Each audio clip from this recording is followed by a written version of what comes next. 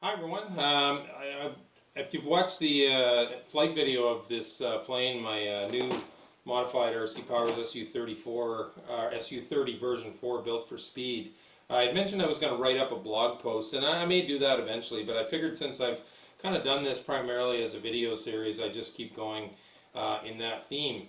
So anyway, very successful day at the field today. I blasted about 10 batteries through it, all 3-cell, just getting things really dialed in. So I just wanted to talk a little bit, about the flight performance, and then just kind of wrap up and play a bit of catch up on some of the modifications and things that I did that I may not have discussed in previous videos, or how essentially I did them. So starting at the front, obviously I built mine with the canards taken off. So what I did was, on the plans, I actually, in the previous two that I've built, I like the nice curve and the radius here. And what I did was I just actually properly sized, went to this, I have the plans for the RC Powers Su30 version 5. And I went to the tiled plans and I just scaled them so that they'd essentially be the same size and proportion, and laid that down on top of the plan. So that's how I ended up with this nice curve there, rather than just sort of lopping off the canards and then having some kind of like straight line, curved line mixed thing. So that's worked out really well. So CG. So I ended up, as I discussed in my last video, initially I made it probably about a 1/4 inch heavy. So I went with, I had my battery set up so that my CG was about a 1/4 inch ahead of the what's on the plans, and that didn't. Well, it wasn't crazy, but it was a bit. The maiden flight was a bit sporty because it was still pretty nose heavy. So anyway, I managed to keep it going, and so over the first 2 or 3 flights, I kept sliding my battery back, and I ended up with my battery slid back. I think I showed this in the last video.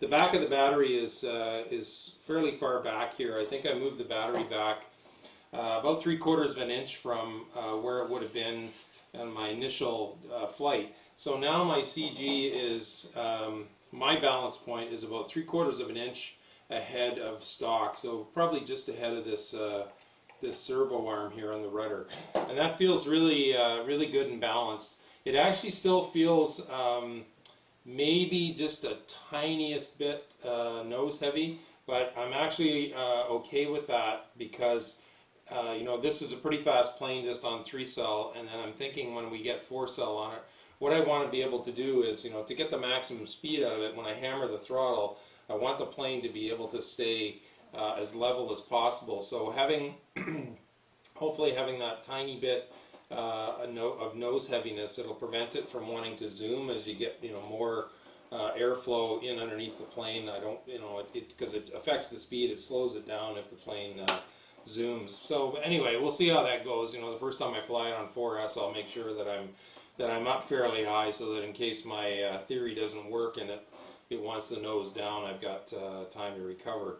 But it feels really, really balanced. Like everything, the battery, from the front of the battery, the speed controller, all the servos, right to the motor here, is only I think about 8.5 inches. So about 60% of the mass of the plane is all in this area here. So it feels really balanced. It's really well concentrated around the CG, and then also that helps it because it feels so balanced. It actually rotates and maneuvers very, very easily in all 3 axes, and I'll talk about my throws here shortly.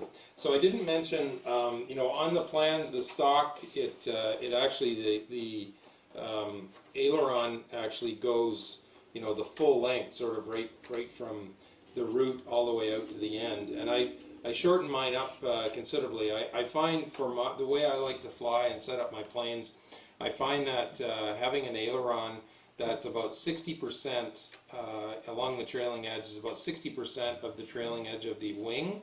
And I also put, you know, this 3/4 of an inch, this is about 3/4 of an inch here, stationary, so that my elevon push rod here wouldn't interfere with the aileron whatsoever. So that gives me good feel, good control in the roll. What I used to find, and you know, maybe this was my flying style at the time, is a lot of the version 4s, when I had the aileron all the way out to the very wingtip, as I found sometimes I would find myself getting into tip stalls more often.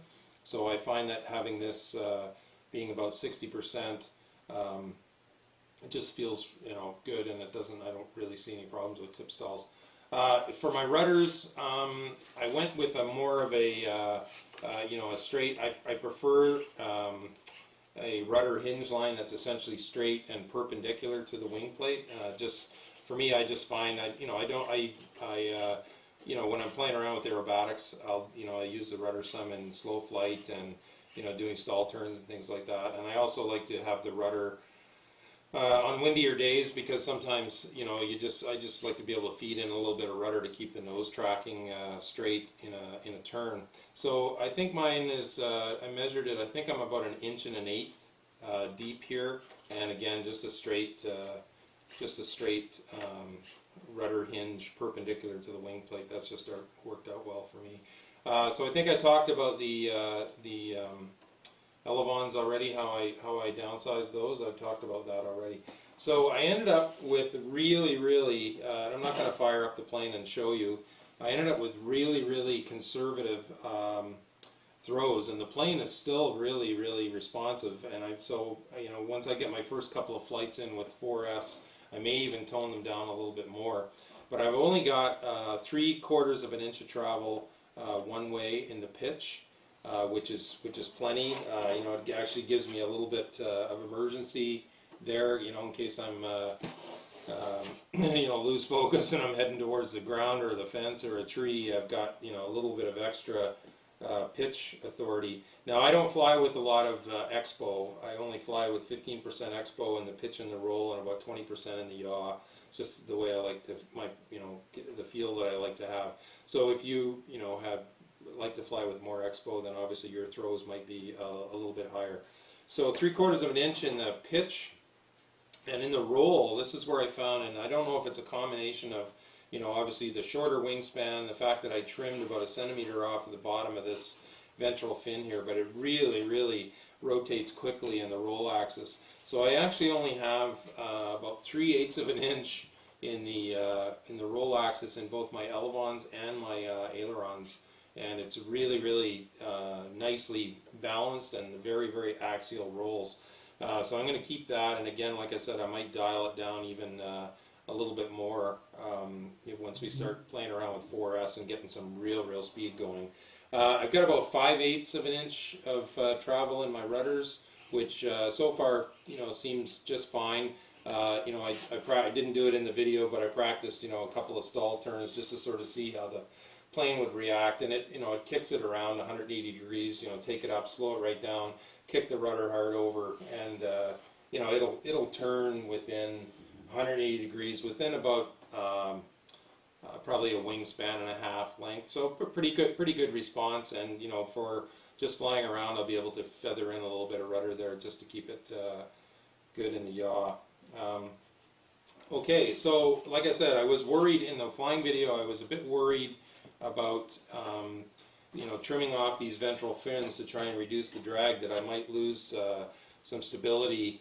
What I found that those fins do is that they give a little bit more stability in the roll and also in the yaw. Sometimes when you get up in a turn, and you know, it helps keep the nose from wanting to wander around. You know, if you're in a turn and you know, the nose might tend to wander. Now, there was a little bit of wind today, maybe about 5 miles an hour, and I did see it bobble occasionally, but other than that, I was very pleased, you know, after making the plane a little bit smaller and a little bit lighter compared to my beater over there.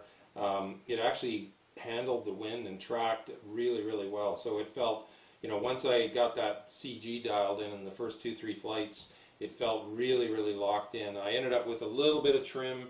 I think maybe left trim in the roll, maybe 2 or 3 clicks.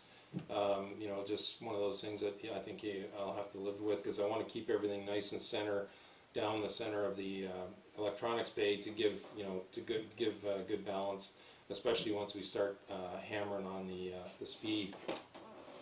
So yeah, really felt locked in. You know, I think the KF 4 airfoils, like I mentioned, I went earlier in a video. I've got about 40% of the wing cord here along the fuselage, not including, of course, the part that goes out on the leading edge root extension, and about 35% down here. So they felt at the wingtip. So the plane felt really locked in, especially at speed. Like it just, you know, the nose stayed nice and level, and it just hammered. So I'm very, very pleased with that thus far. So anyway, just for giggles and grins, I actually dug out this old Voltron V2. I think this is a version 2 mini GPS data logger made by Velocity RC. It's older than Get Out. I think I bought it like 6 years ago or something from Grayson Hobby, and I haven't used it a lot because the little button that's on it can be really temperamental. But I thought, you know, people are going to be asking, and I want to know sort of how fast this thing is going to be going. So I used this today, and I think it's less. You know, it may not be 100% accurate, and maybe not as accurate as, like, you know, the more modern telemetry and things like that guys fly with. But my transmitter, and I don't have any receivers that handle telemetry, and I'm not going to go out and go through that process. So anyway, I gave this a whirl over 6 flights. You just essentially plug it in. You know, it's just got a standard servo connector on one end. You plug it in. I just plugged it into my bind port on my receiver to provide it with power. So what I did, just to sort of get a database of speeds, all it gives you is it gives me maximum speed for that flight, average speed, distance traveled, and I think maximum height reached in feet and miles per hour.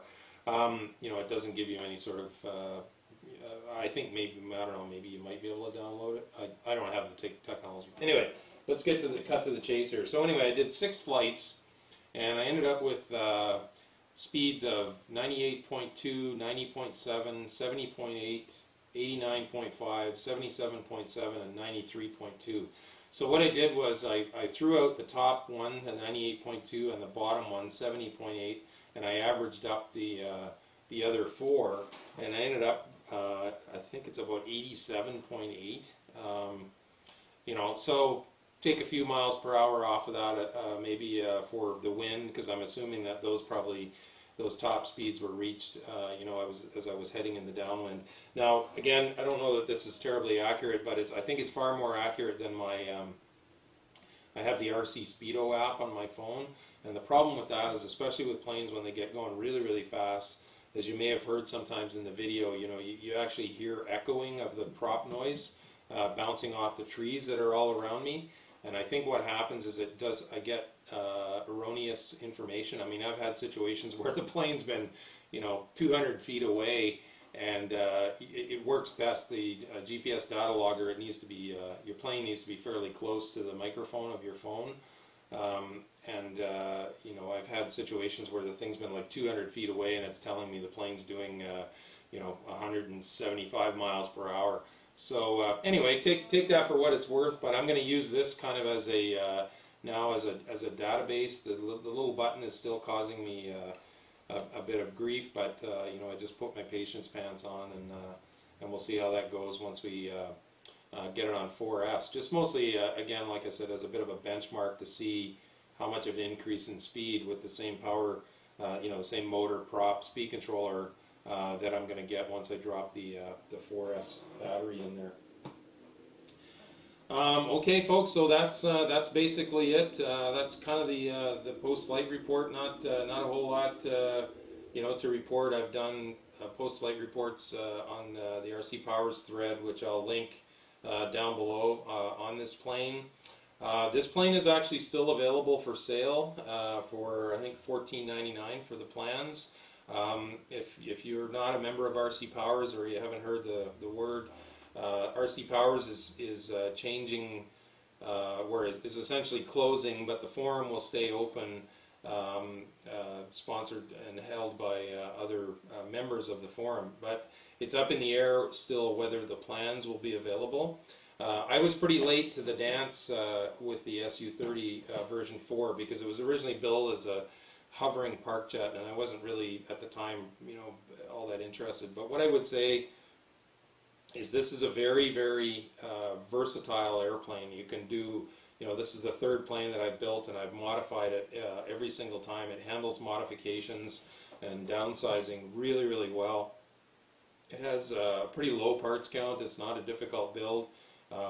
So if you're interested maybe down the road of trying this out, I would go check things out on the RC Powers forum before the 30th of July, because as I said, I personally at this point in time don't know if the plans to it will be available after that point in time, if this is something that you're you might want to experiment down the road, because I've really enjoyed, this is the third one that I've built and modified, and I've really enjoyed it thus far. So you can go from a fairly slow, balanced, stable, high alpha, hovering type of airframe right up to something that's really, really speedy and kind of anything in between. So I'm very, very pleased with the Su30 version 4. It's probably now, it's definitely up there in the top 10, maybe up in the top 5 of my favorite RC Powers planes that I've built over time. So anyway, there we go. Not trying to get into any kind of big political announcement about the RC Powers forum, but yeah, if you're interested in this plane or any of their planes, I would go check that out right now. They have many of their plans are on sale for 25% off. I've picked up a couple of sets of plans of planes that I had sort of been on the fence about building, but may never build. But anyway, I've got the plans now just to make sure.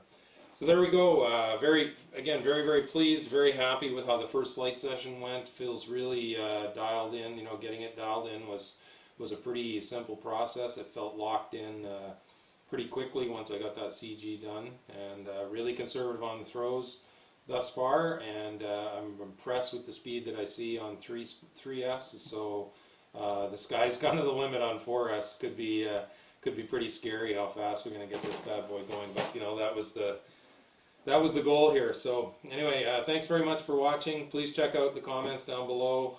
Blue skies, calm winds to everyone. Park jet noise, they're the sound of freedom, baby. Take care.